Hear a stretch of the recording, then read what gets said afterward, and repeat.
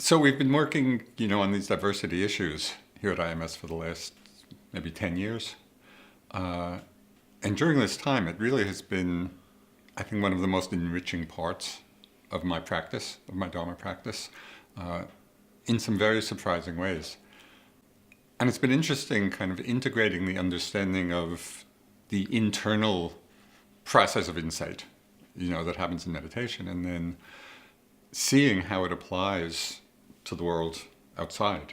I think Buddhism is about inclusion. You have so many different examples of that in Buddha's life and in how he set up his sanghas and monks and nuns. I was remembering one statement of the Buddha where he said that the essence of what he teaches is suffering and the end of suffering.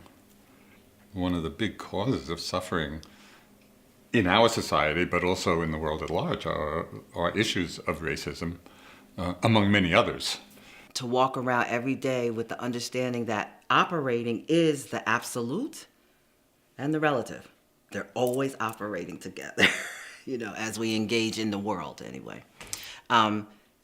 But some of us aren't privileged to not know that. Some of us are privileged to know that and to bring some alignment between those experiences such that those kinds of distinctions and differences don't exist anymore.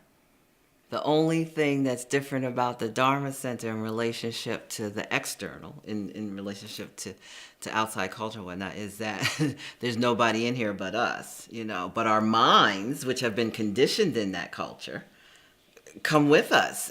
One can be an extremely competent, inspiring, and actually very good meditation teacher, meditation retreat teacher, and yet have areas that we're completely blind to. And part of what we're doing through this work is uncovering those blind spots. If there's blindness, then I have to try to learn how to see that. And if it's blindness around suffering and the causes of suffering and the release of suffering and the steps or path that would lead to that. So that's the core teaching of the Four Noble Truths there, simply stated. So if that's what we're interested in, that's what I'm interested in, then I have to see all aspects of that and bring everything into it. So one of the common pushbacks in quotation marks is people, when they hear about diversity work or undoing racism, they say, well, that's not Dharma.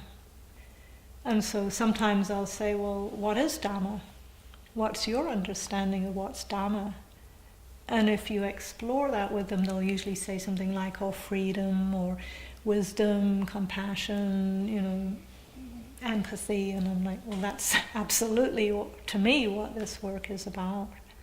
And if you think of Dharma in terms of the Noble Eightfold Path, meditation, two or three of those factors, but three of them are right action, right speech, right livelihood.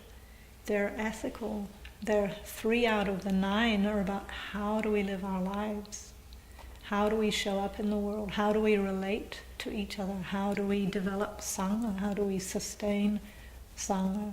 So to me, there's no question that it's not an add-on. It's grounded in the Noble Eightfold Path.